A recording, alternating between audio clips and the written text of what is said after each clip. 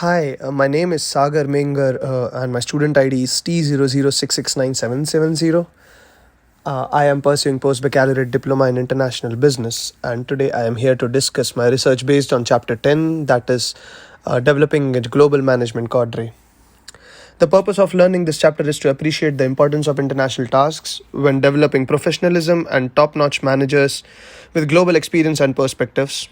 It aids at creating students that research their professionalism desires while achieving the relevant set of skills and knowledge to succeed in their career to become the world's next helpful talent or next businessman or an entrepreneur. This research also aims to recognize the need for designing programs used for careful preparation, adaptation, and the repatriation of the expatriate. This includes accompanying family, programs necessary for career retention or management, and transferring knowledge to and from host operations. Any student who wants to add his career knowledge to global business and make wise marketing decisions should align their goals with the Global Management Cadre chapter to get relevant skills and experience to operate in international markets. Now, when we talk about this chapter, the goals include helping students become familiar with global management teams in coordinating with the host country and cross-border businesses. The concept of these masters will aid one in understanding the favorable policies across borders for business people to conduct trades. It also aims to recognize the diverse roles of women globally in international management and promote the concept of women's support to increase the corporate level of global businesses. Lastly, the chapter aims to understand the variations of host country labor relations, systems, and the implications of the manager's job to their effectiveness. The managers act as a pathway for the rest of the employees and ensure massive proficiency and career efficiency. Most companies with global business transactions want their top employees to have overseas experience. The expat life at the survival for good global business consists of the personality and perspective of an individual towards the company, whether to them it is an adventure or a daily hardship process. In the modern business context, the experiences of the people who have done a stint abroad are usually mixed with some having just luck over knowledge, or more knowledge over luck. The environmental factors can bring these experiences, political factors, and prevailing economic circumstances, and they vary depending on the job type and the location. Those aiming to go to nations with similar cultures and business practices always find adjustment easier than those trying in an unfamiliar experiment. Most companies with global business transaction with their top employees to have overseas experience. The chapter learning objectives will primarily appreciate the importance of the international tasks in developing top managers with global experiences and perspectives. The modern business environment requires an innovative and creative strategic manager who can help the companies be unique and attractive globally. Therefore, the global mindset is integral for any business that wants to venture into international markets. The employees, together with the working staff of the organization, should be trained on shifting to a global mindset, especially if working for a globalized company. The advantages of developing a global management cadre include the tax-free income for the expatriate, which would have heavily been taxed from their native nation, and round trips have home yearly with the provision of language classes that have similar fee structure the private institutions. They could also get a nanny, driver, or a bodyguard, and from research, 26% of the expats opted to continue with their overseas assignment despite being laid off in a foreign nation. Now let's talk about the IHRM. The IHRM, a statutory professional body established under the human resource management profession, needs the global business to maximize long-term retention and use of international cadre through career management to develop top management teams with global experiences and develop effective global management teams. It mandates the people to understand the value and promote the role of women to maximize the underutilized resources and work with the host country to aid in implementing team member productivity. This ensures the levels of globalized business and are achieved and possible of countries' conflicts between tax differences and are eliminated. Through this chapter, the need for designing programs that help prepare, adapt, and repatriate the expatriate are well stated and distinct from one another. This will help the accompanying family and other programs manage their career management and retention from a better perspective. This will thereby transfer knowledge from the nation of operation or region of the host of the global world. Expatriate career management is composed of three prominent roles. This includes preparing, adapting, and repatriating the new global business marketing strategies and promoting the expatriate spouse's role to ensure all the organization activities are carried out simultaneously with few interruptions. The business rights pertaining to the national expatriates are also clearly identified. Their rights are similar to everyone else in the nation, approved to ensure equity in running the organization's operations. Lastly, the expatriate's career management is categorized under the expatriate retention part. This part consists of the factors that generally aim at increasing the roles of the entrepreneurs and indigenous people towards promoting the local companies into global businesses before giving the globalized companies from foreign nations a competitive advantage to beat the local talent. The laws restricted by the government for the expatriate in the industry are also clearly mentioned to make the subjects aware of their impending businesses. In the preparation, adaptation, and repatriation of a business, the reverse culture shock occurs when there is poor management of expatriates. Some nations have fragile business policies that keep these people minorities and therefore forced into complex business terms and demands. Most of the common factors that lead to poor management of the expatriates include having fewer means or willing people to take assignments, feeling of alienation away from home, having a problematic reintegration to implement their discussions, and having expatriates that are often out of sight, out of mind. The best strategy of ensuring the poor management is not experienced is by hiring a very competent decision-making committee that should be ready to sit down with the delegates of the expatriates and come up with suitable decisions regarding business for all the parties. Several measures and practices are enacted to determine the successful repatriation through the most frequently associated ones. These practices include visible signs illustrating the company value of international experience, career planning sessions for business, and communications with the headquarters on the repatriation process. This ensures the company is left with enough time to prepare and adjust to the repatriation global businesses measures fully. Other HRM measures include continuous communications with the headquarters company on its success and methods through which an agreement about a position or repatriation is adhered to. All these measures must be followed by a repatriate who wants to be successful in the global business sector and achieve a broader range of business considerations that can boost its competitive advantage over the organizations. The elements of a successful repatriation program are primarily diverse into three subcategories. The first subgroup is the supports to the businesses that are overseas. This is done by directly making orders of their products on their ventures online and promoting the business.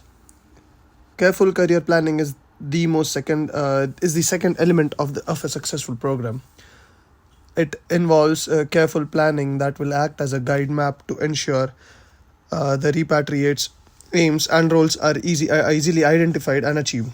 Lastly, using increased experience and skills of returnees can result in high program success. Unlike their local markets, most people fail to achieve higher chances of success in international markets due to cultural differences and unfamiliar business environments. The expatriate spouse plays a fundamental role in both the employment status and the spouse adjustment status. From the employment quo, the 2015 Bookfield survey found out that half of the expatriate spouses are employed before the assignment and only 11% are employed during the assignment.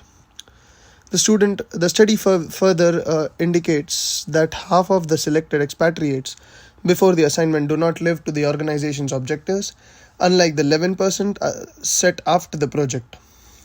On the spouse adjustment quo, intercompany networking is used in finding a scope position. In this case, the party's personal concerns are and future careers are usually discussed and discussed.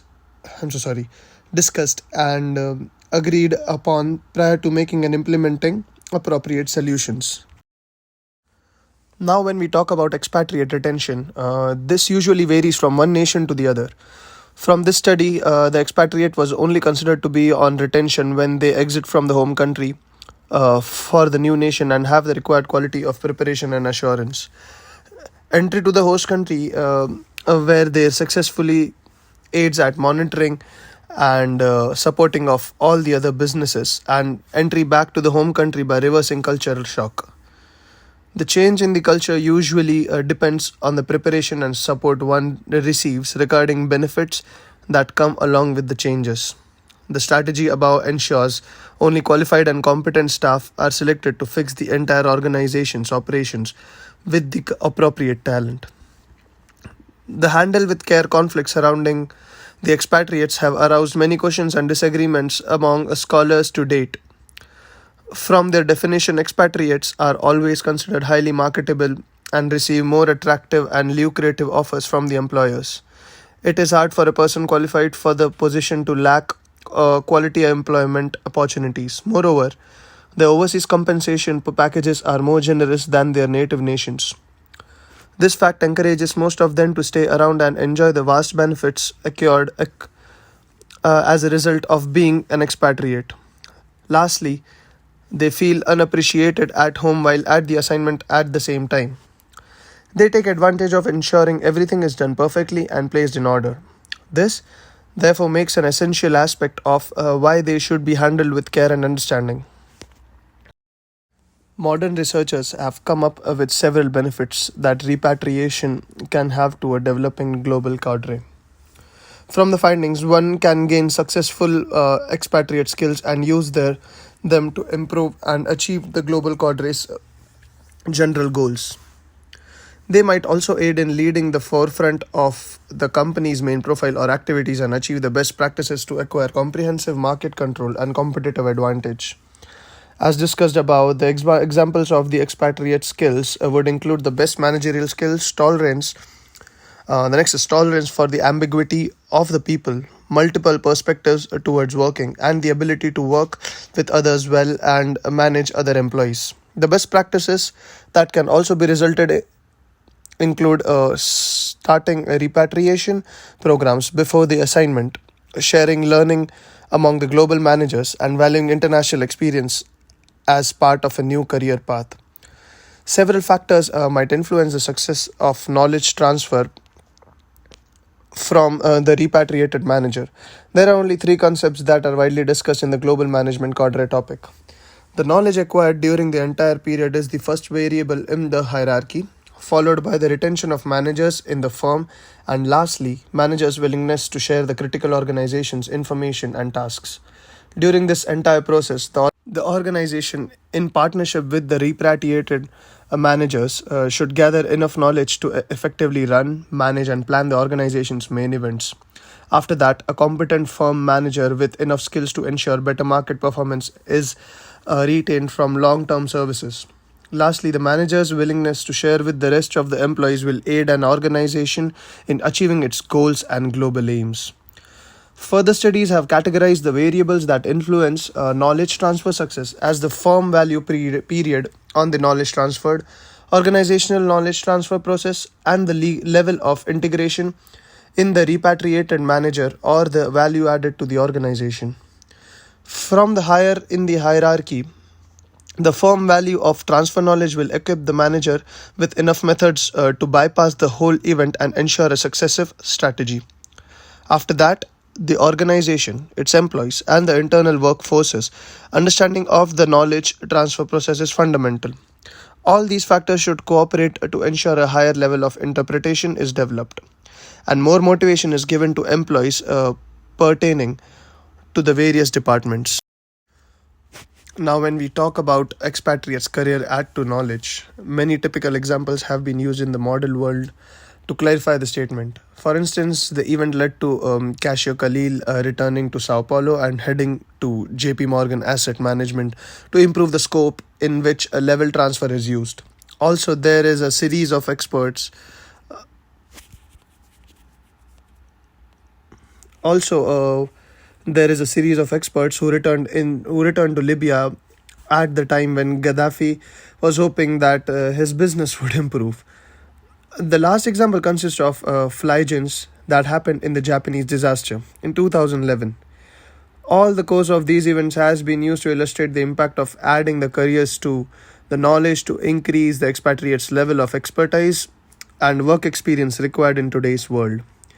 To illustrate the global management cadre and on the global management teams, there should be a collection of managers from several other countries and that must rely on a group of collaborators which will help in uniting all the managers and ensuring a good job is promptly done.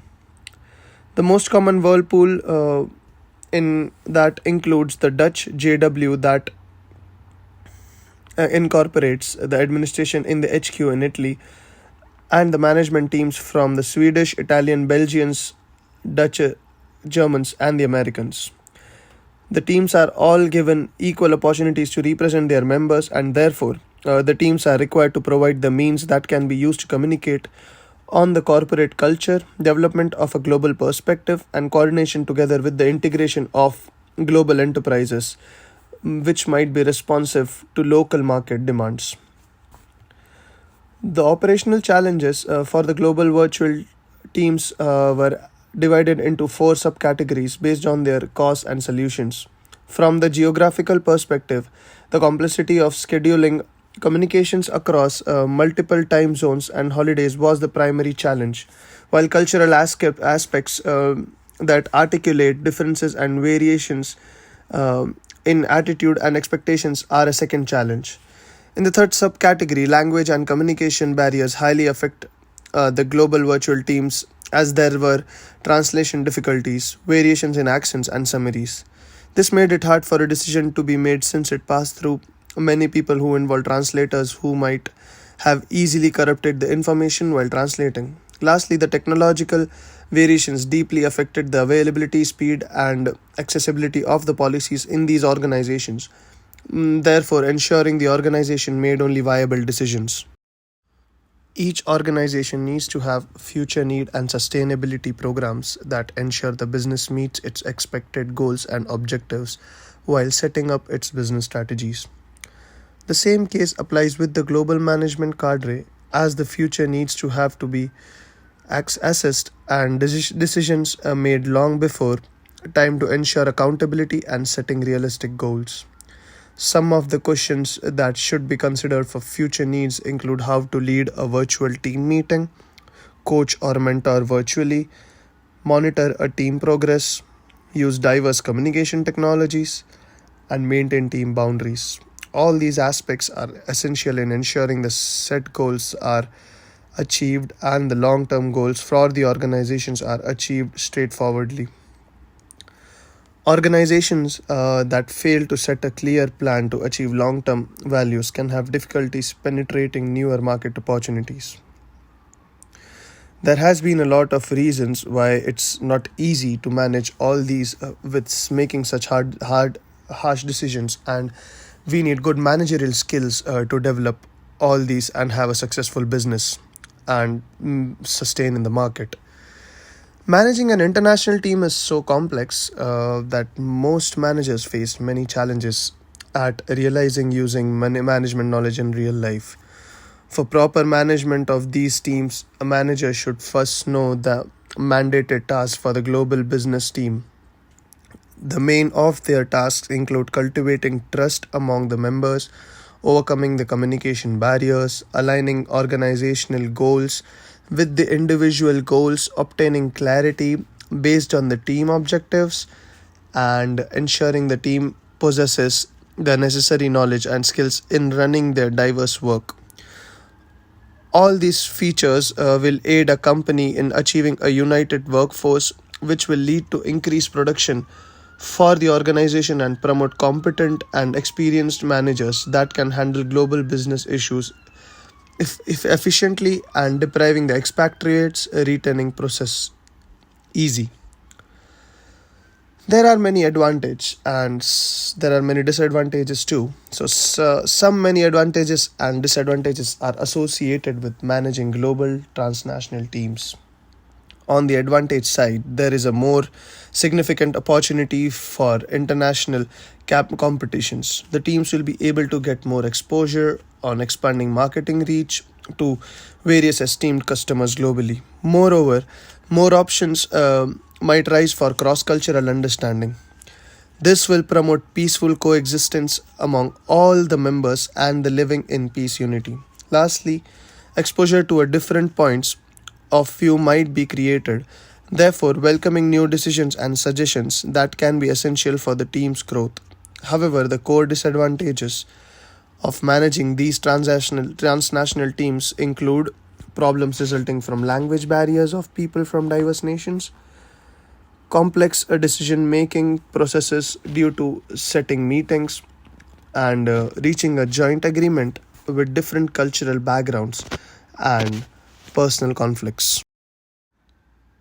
So, there are management techniques to deal with the cross cultural collaboration challenges, and some of the from there the three management techniques can be used to deal with cross cultural collaboration challenges are as follows.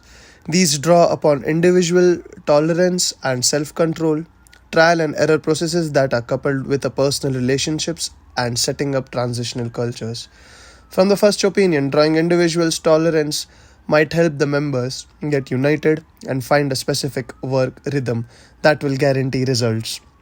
The trial and error process is a rational decision functioning system that functions as a trying technique before implementation. In case the trial works, the decisions are consistently implemented by the group team's managers, and in case of a failure, it would be easy to rectify before trying the new decision.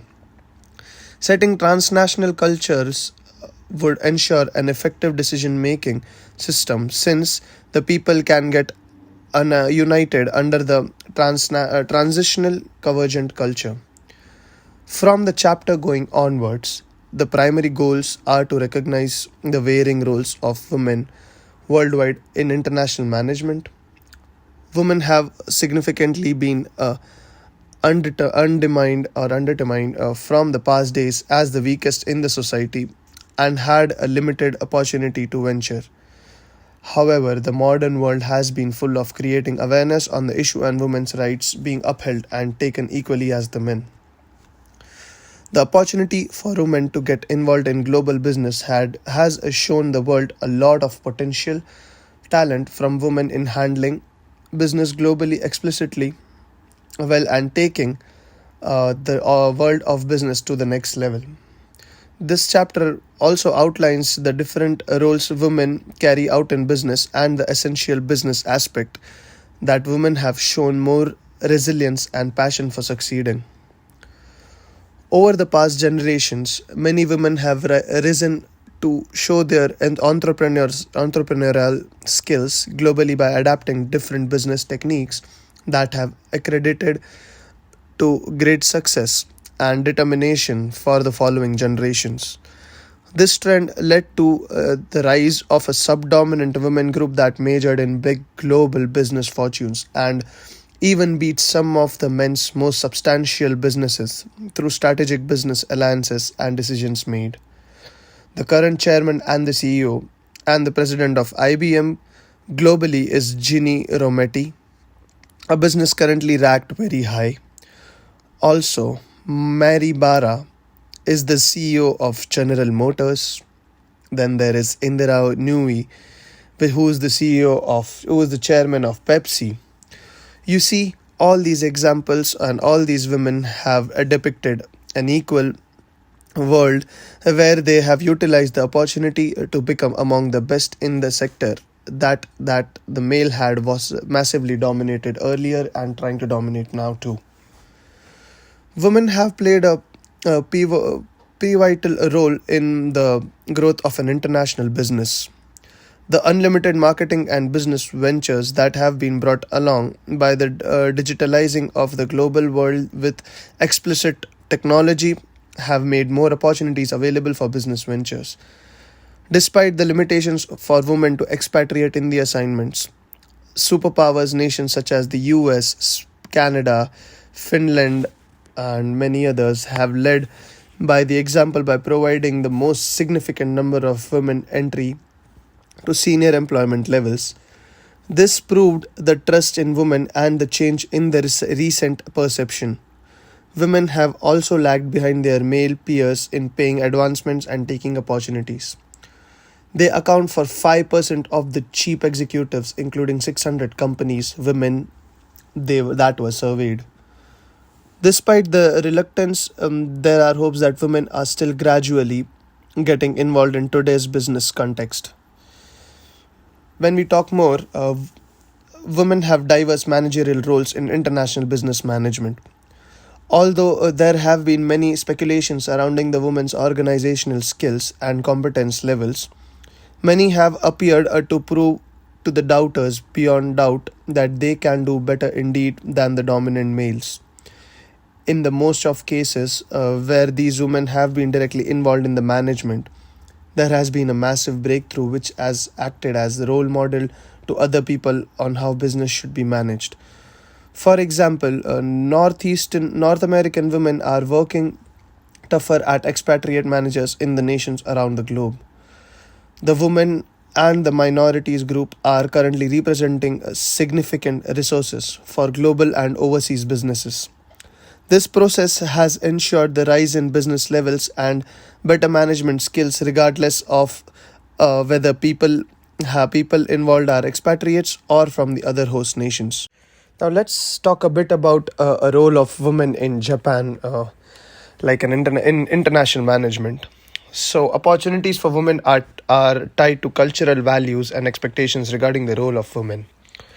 So when you say married women work, there is a loss of face for husband, and women are only allowed some positions, which is a bit discriminative, but that's the rule they follow as cultural norms really matter a lot. You can say only 11% of Japanese women are in managerial positions, and it is also said that Japan has gone as far as it can go with a social model that consists of men filling all the economic, management, and political roles. So this clearly states that men are giving more importance in Japan's international management than women, as women have set of norms and rules to follow, which has really created men with more opportunities in Japan. Now, getting on to the next part of the chapter, we talk about the host nations. The host nation plays a significant role in providing the labor relations, policies, and the labor laws that govern people pertaining to the labor acts. This has affected the management sector in diverse ways and given new drive and perceptions about managers of many organizations. The studies used for the research have revealed that the roles of managers in the host country will majorly depend on the policies and measures put in place. For instance, a nation that embraces technology will tend to put efforts in place to motivate the managers, work harder, and increase their production. On the other hand, a country does not embrace technology and working in groups, which will reduce motivation among employees and therefore develop bad managerial and relationship traits. This chapter helps to understand the variations in host country labor relation systems and the impact on the manager's job and effectiveness. In the business context, employers tend to employ the most competent managers that might work perfectly in any given condition and produce the best result for maximum profits and gains. However, it is mandatory that all the business departments, including the managerial chambers, to work within the local labor relation systems. This can only be acquired through 5 ways, which will be discussed later in the chapter. So the 5 approaches are through the impact of union businesses, organized labor around the world, convergence versus divergence in the labor systems, adapting to local industries' relation systems, and through the Nafta and labor relations in Mexico. The government pertaining to a local business always prioritizes all the business laws, followed by making random movements and ensuring the business aligns with the legal activities permitted by the law. Those who fail to meet these labor laws are held accountable and fined huge taxes as a result. When we talk about the unions play diverse roles in businesses. The main myriad ways the unions might affect enterprises include labor relations and collective bargaining. The three dimensions to consider are and labor relations constraints. Under the collective bargaining relations, the process ensures both the managers and workers determine their workplace relationships. Moreover, unions encourage only three dimensions to be considered during this process, and those are the participation of labor firms' affairs, role and impact of the unions, and human resource policies. Lastly, the wage levels set by the associations, limits on the firm's ability to diverse employment levels, and limitations on global integration operations are examples of the labor relation constraints that a manager can accrue or occur while running its operations. Now, when we talk about labor worldwide, all around the globe, constant labor worldwide is divided into three significant levels of hierarchy. They are segregated quite well, and at the lowest levels of the hierarchy levels, labor unions must be understood within their contextual environment. This will prompt following all the measures and rules provided by the nation. Consequently, the industrial craft, conglomerate, and general unions also play a vital role at the middle of the hierarchy in constituting a well labeled business environment by both the expatriate managers and the host nations to operate at the uppermost level of the hierarchy. There is union membership decline for the US, which helps to make better decision regarding the expatriates and host labor laws to ensure all the businesses context are accounted for and governed to prevent breaking of rules. So when now there's a case study you can see here. So this case study of Vietnam in the union's role talks about achieving manufacturing sustainability and global competitiveness, which was used in writing the analysis. From the information perceived, the US Vietnam's was the seventh largest FDI country. FDI stands for Foreign Direct Investment. The Douai laws were established in 1996 and 2000. And apparently, it states that the stock market established its essential members of the ASEAN, AFTA, and WTO trade relations that were legalized and adapted in 2006 by the US. Footwear and apparel manufacturing was also forced to offshore their operations in Taiwan and South Korea. In the event, the US government company saw its urgency in cooperating these laws to govern the manager's career development in the real life business context. And since then, the host country has greatly benefited from the measures as its GDP and the general national income has increased due to supportive training promoting competence managers. The movement also aided in promoting the union's role in achieving manufacturing sustainability and global competitiveness. It ensured that 10,000 or more workers in some buildings, grounds, infrastructures, and cleanliness were similar to the Western parks. Wages, however, remained low while they were given 20 days of holiday. These activities pertained to satisfactory living arrangements that were neither inhuman nor depressing. A satisfactory lifestyle among the various business stakeholders motivated the employees internal workforce, stakeholders, and the managers, which increase the productivity rates and accountability for most of the organizations. A sustainable working condition was created for the businesses to invest in, and the managers were given ample time to initiate strategies directly involved with the competitive advantages. Therefore, a better working environment was created in Vietnam. The labor system are then divided into two subgroups: the convergence in labor systems and the divergence in labor systems. There are many advantages to an organization operating under the convergence labor systems than to engaging in the divergent labor system. In the concurrent approach, there are many forces for convergence, including the uniform global competitiveness, political changes that align with the goals and objectives of the business, new markets created within the economies, and free trade zones that ensure good relationships between the nations. The divergence in labor systems include competition for jobs among the countries involved, the collective bargaining methods for better growth, and the role of political ideology. This also consists of the overall social structure and the history of industrial practices in the contemporary world. As we move on to the next slide, we will be talking about adapting to local industrial relation systems, or adapting to an organization's local industrial relations system.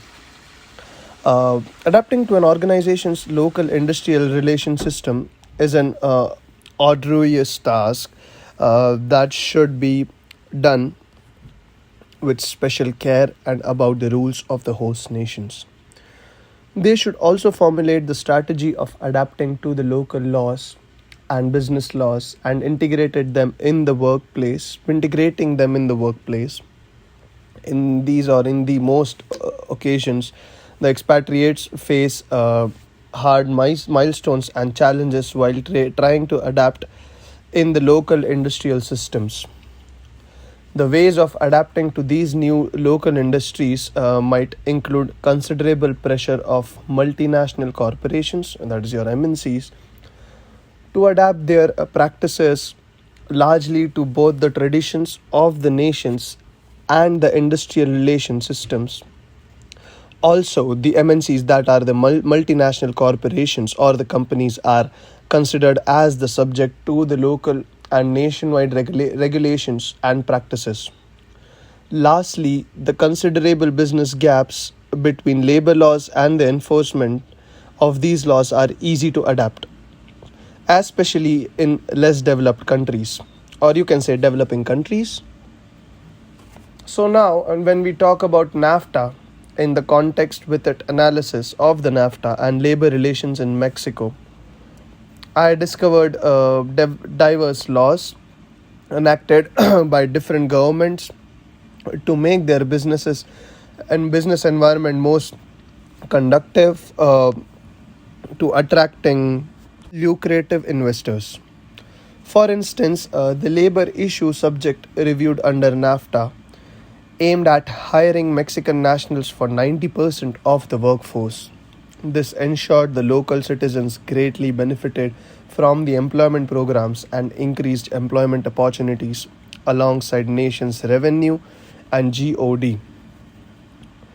Most workers believed that MNCs use blacklists. MNCs, I mean the multinational corporations, use the blacklist, intimidation, and economic pressure to oppose the union organization. This led to most of these corporations violating the labor rights and cooperating with pro-government labor dealers in misusing the locals. Now, when it comes to comparison, or while comparing the management in focus and the labor relations in Germany, more policies were obtained that the German government used to promote the technology and the working condition of her citizens. The co-determination, also referred to as the misesteeming, was used at a high pressure to ensure loyalty and accountability for the MNCs. that are the multinational companies or the corporations. The union works for councils as co-managers. The German unions were increasingly willing to make these business concessions and improve the overall national state. They have also placed the termination fees to be very high to limit the number of business terminating. The nation model clearly states that the competition cannot be based on the costs of the products but rather other functions like quality and substitute ingredients.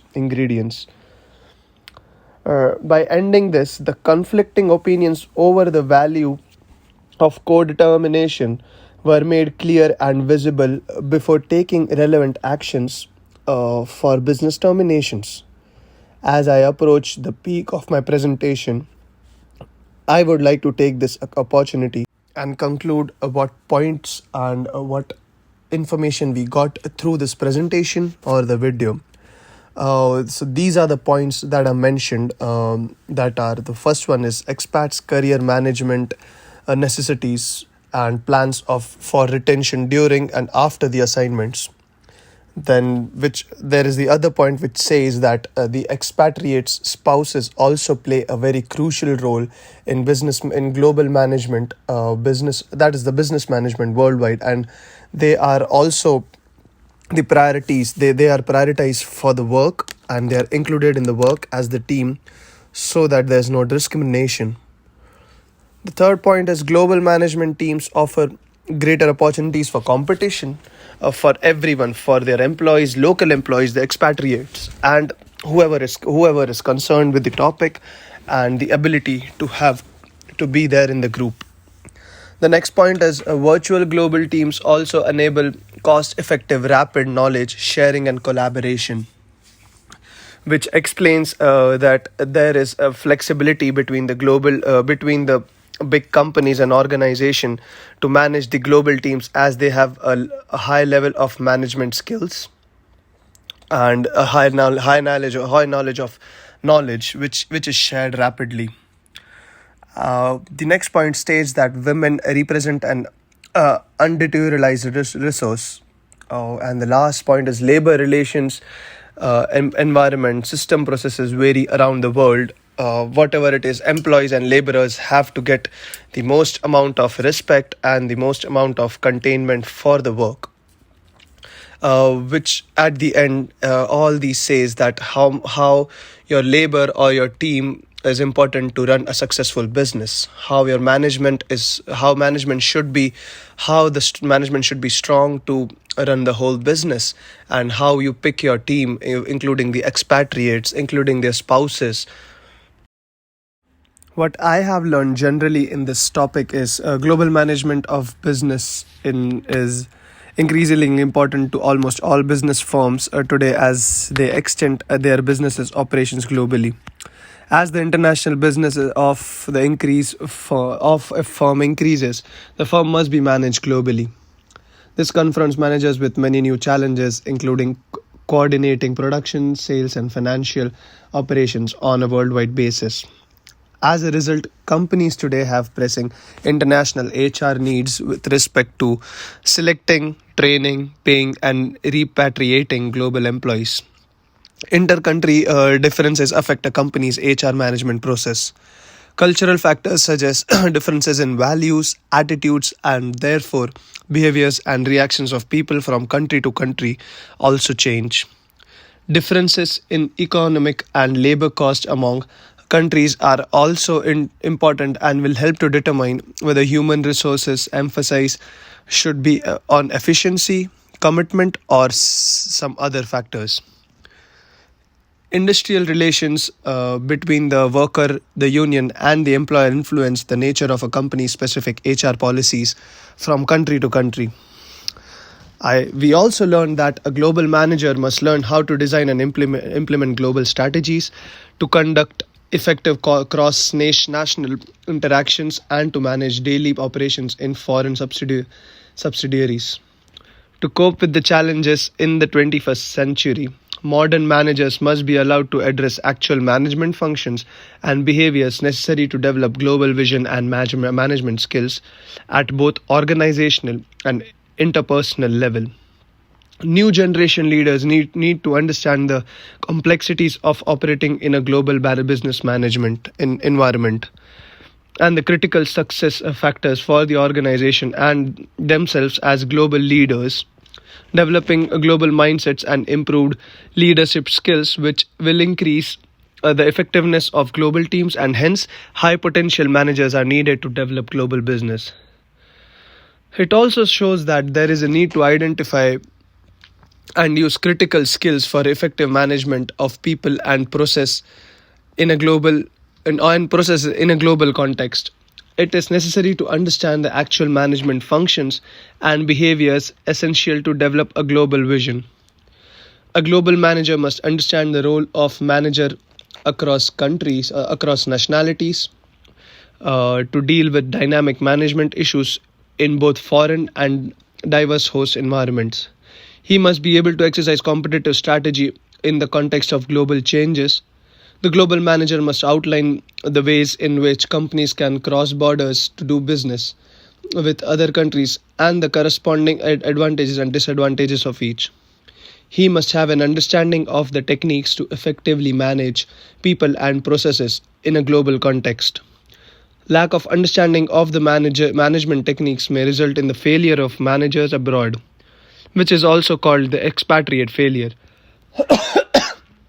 The multinational corporations, that is the MNCs, may react to this, and the core reaction to expatriate failure is to use short assignments for most expatriates while downsizing long-term expatriate staff in the favor of host country managers.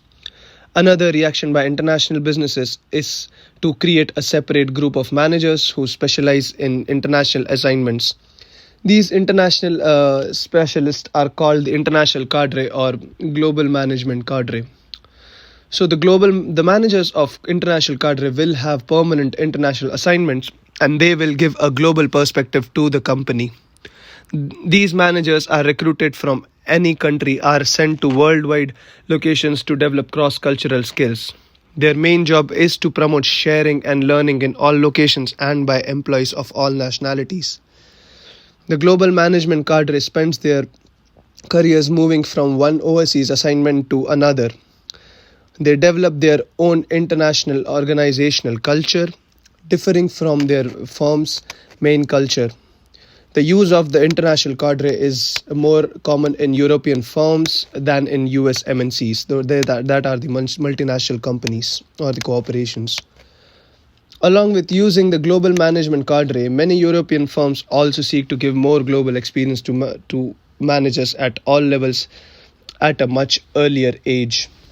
Now, at the end, as I approach the peak of my presentation, I would take this opportunity to thank my professor for giving me such a golden chance to represent my research based on developing a global management cadre for both the expatriate and the local hosts. For the conclusion, based on my research, I would like to emphasize the expat career management is one of the managements that necessitates a retention planning during and after assignments. Expat spouse plays an integral role in the global business. Moreover, the global management offers excellent opportunities for competition for the expatriates and the hosts. Virtual international teams have played a fundamental role in effecting the rapid knowledge sharing and business collaboration, which have ensured the ease of technology transfer within the MNCs and have taken a deep dig at improving the global business managers' operational competence and professionalism skills at the workplace. Women have been used to represent the underutilized resources with the potential of more positive business outcomes and the labor relations environment. And the system processes are distinct and diverse worldwide. Thank you and have a good day.